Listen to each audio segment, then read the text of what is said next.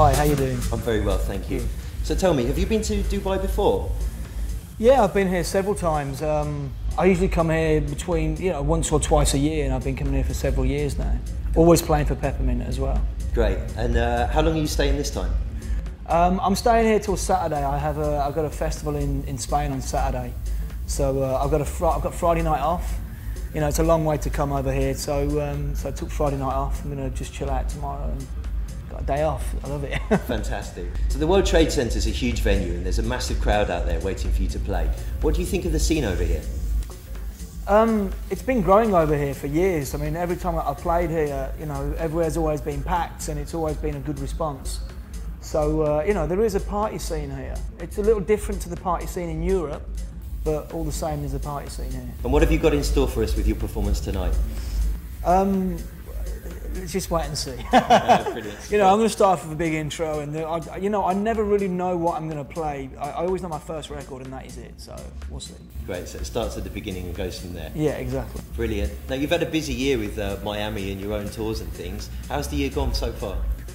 Yeah, it's been great. I took a little bit of time off at the start of the year, just to sort of, recoup and get myself together and spend some time in the studio, which is difficult to do when you're touring, not just because of time, but because your headspace is in you're not exactly relaxed when you're touring constantly. And the best way to write music is being relaxed. So I took some time off at the start of the year, and since March it's been pretty much full on touring, and it will be until the end of September. Brilliant, so you're keeping nice and busy? Yeah, absolutely, yeah. Excellent. Now you've just released a new mix for Cocoon and Slam. When can we expect that to come out on the shops? The remix on Cocoon I think is out now already. The remix for Slam, it won't be out. I'm not sure when that is coming out. I think maybe the end of the summer or even in the winter maybe. Right, and you're working on any new albums apart from those at the moment? Well, I'm working on my album, but it's a very slow. I'm finding it difficult to give myself a lot of time in the studio, which I feel I need to do to write an album, because my album will be song-based, that I've written lyrics and I'll be doing some vocals and I have guest vocalists. So it's a big project. We've got, guest band members coming in, and, I need time for that. So I've been struggling to get it completed, but I would imagine by the end of this year I might have something to present, I think. Okay, so I was going to ask you, what's one of the best and worst things about being a DJ? Would you say that the time is one of the worst things for you? The worst thing for me is being in airports. I absolutely hate airports.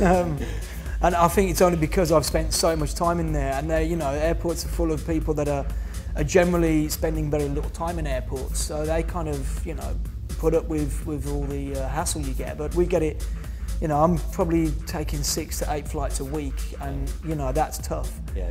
But I love performing. It's addictive. I love music and I love performing, so I have to take the bad with the good, which is flying.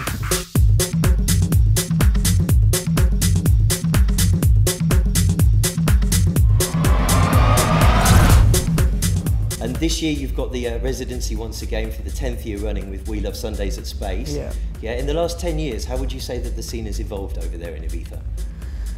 Well, it's obviously the scene's evolved like it has throughout the whole world. It's been changing everywhere, especially in the last sort of 4 or 5 years. A massive change happened, but Ibiza still has the same sentiment. It still has the same atmosphere. People still go there to party, and they party hard, and everyone's on holiday, so there's a certain excitement with people. Ibiza is still a special place. It's still, there's still amazing places to go, and I love playing there. For me, it's changed, in its direction of music, and obviously certain venues have changed and laws have changed, but Ibiza is still Ibiza. Sure. And what do you feel are the most important skills for a DJ producer? For a DJ, I think personally, programming is the most important part of a DJ's duty. I think that a DJ, anybody can mix if you learn how to mix. There's even software now that mixes for you, and anyone can buy records. That's not the art of a good DJ. A good DJ knows what to play and when to play it, and within other people's music can create a journey, a sound, their own sound, and take people on a journey. And as a producer, I think, I don't know, it's difficult. I've been producing records for nearly 20 years now, but I'm still at a point where I'm learning a lot still. So I think the art of being a good producer is just really knowing your software and knowing your equipment really, and knowing how to make music. And I think as well having a vision and having the creative input, which is where I come into it more. And I think that's you can't sort of learn that. It's just, I think it's just a part of you or not really. It's in. Who influences you? My influences earlier on were Joy Division, Depeche Mode, electronic bands that I used to collect records of in the 80s. And as a DJ, I was never really influenced by any other DJ's music, because I've always followed my own path musically. I've never really looked at what anyone else is doing. But I was always influenced by Danny Tenaglia's passion and just the amount that guy used to work for gigs. I mean, he would go somewhere and play 16, 18 hours, and he would prepare for that gig for a week beforehand. Sure. And I was inspired by that commitment, and you know, I guess that's my inspiration from within this industry, really. And what was the last piece of music that you bought? I bought a record just last week called Shade, or by Shade, and it's not released on digital, so I had to buy a vinyl of it.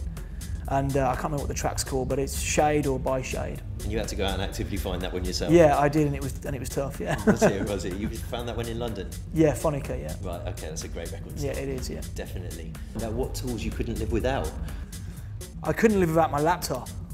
I mean, you know, I couldn't, because I make a lot of my music, I do a lot of my writing on my laptop. You know, it keeps me more company than my fiance. You know, it's with me on airplanes, it's with me in airports. You know, it's yeah. I guess it must be quite an advantage now to be able to take your laptop out when you're playing and travelling around. Well, yeah, because I can go through a lot more music. You know, I go through music on the airplane, I start writing edits on the airplane. You know, I'm constantly on my laptop. It's ridiculous. And you don't have 60 kilos of excess luggage either. No, Which can go missing them days are gone, thank God. Yeah. Brilliant. Okay, well, Steve, thank you very much for taking the time to be here within Fusion. We're going to be out filming you this evening during your set, so cool. Have a nice time, and thanks Great. very much again. Thank you, enjoy. Brilliant, thank you.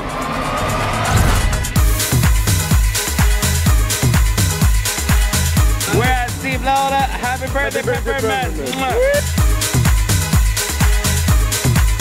Happy birthday, Pepermint.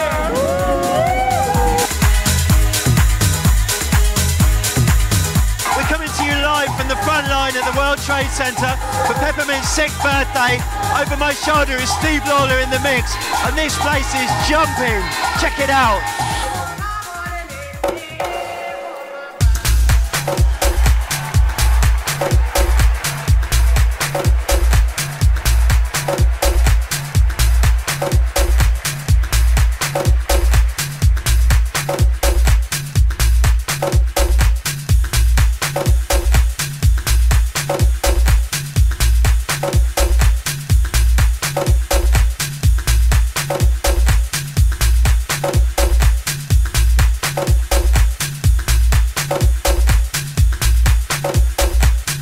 Hi, this is Steve Lawler and you're watching Infusion TV.